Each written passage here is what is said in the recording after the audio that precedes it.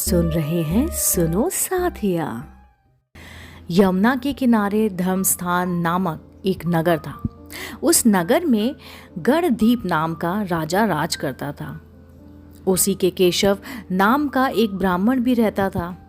ब्राह्मण यमुना के तट पर जप तप किया करता था। उसकी एक पुत्री थी जिसका नाम मालती था।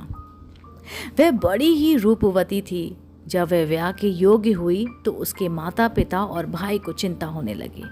संयोग से एक दिन जब ब्राह्मण अपने किसी यजमान की बारात में गया और भाई पढ़ने गया, तभी उसके घर में एक ब्राह्मण का लड़का आया। लड़की की माँ ने उसके रूप और गुणों को देखकर उससे कहा कि मैं अपनी लाडली का ब्याह तुमसे ही करूंगी। होनहार की बात की। उधर ब्राह्मण पिता को भी एक दूसरा लड़का मिल गया और उसने भी लड़के को यही वचन दे दिया। उधर जो उसका भाई पढ़ने के लिए गया था, उसका एक सहपाठी वहां पर मिला और उसने भी उसको ये वादा कर दिया। कुछ समय बाद बाप और बेटे घर में इकट्ठे हुए तो देखते क्या है कि वहां एक तीसरा लड़का और मौजूद है। दो उनके साथ आए थे।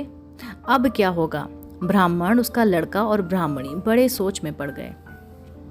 देवयोग से हुआ क्या कि लड़की को सांप ने काट लिया और वह मर गई। उसके बाप, भाई और तीनों लड़कों ने बड़ी ही भाग दौड़ की।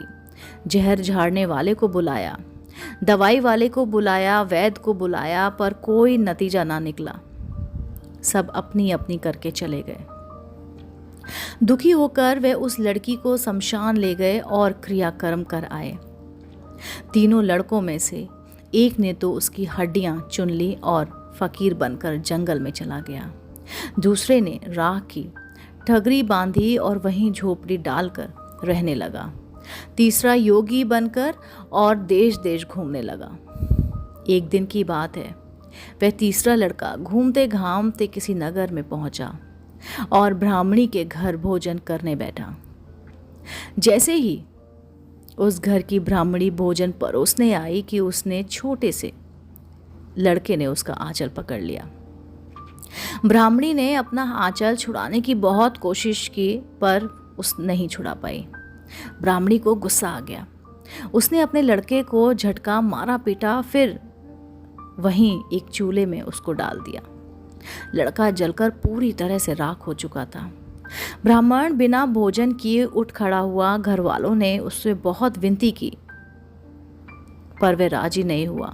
उसने कहा, जिस घर में ऐसी राक्षसनी हो उस घर में मैं भोजन कैसे कर सकता हूँ। इतना सुनकर वह आदमी भीतर गया और संजीवनी विद्या की पोथी लाकर एक मंत्र पढ़ा। जलकर राख हो चुका लड़का फिर से जीवित हो गया।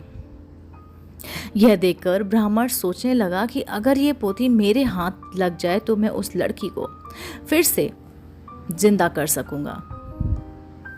इसके बाद उसने भोजन किया और वहीं ठहर गया। जब रात को सबने खा पीकर सो गए तो ब्राह्मण चुपचाप से वह पोथी लेकर चल दिया।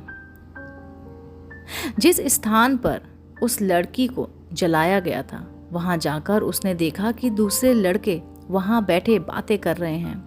इस ब्राह्मण के यह कहने पर कि उसे संजीवनी विद्या की पोथी मिल गई है और वह मंत्र पढ़कर लड़की को जिंदा कर सकता है, उन दोनों ने हड्डियां और राख निकाली। ब्राह्मण ने जैसे ही मंत्र पढ़ा वह लड़की जी उठी। अब तीनों उसके पीछे आपस में झगड़ने लगे। इतना कहकर बेताल बोला, राजा बताओ वह लड़की किसकी स्त्री होनी चाहिए। राजा ने जवाब दिया, जो वहां कुटिया बनाकर रह रहा है उसकी होनी चाहिए। बेताल ने पूछा, क्यों?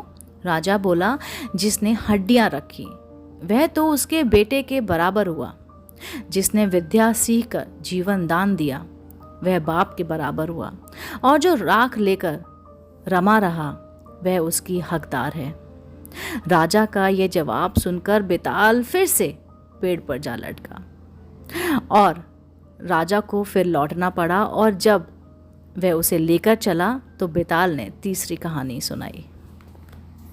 दोस्तों, इस कहानी का मैं अगला भाग ज़रूर इस चैनल पर प्रस्तुत करूंगी। अगर आपको ये कहानी पसंद आई हो तो मेरे चैनल सुनो साथिया को सब्सक्राइब ज़रूर करें, ताकि मेरे द्वारा अपलोड की गई हुई कहानी आपको सबसे पहले देखने को मिले। मिलती हूँ मैं जल्दी, तब तक के लिए नमस्कार।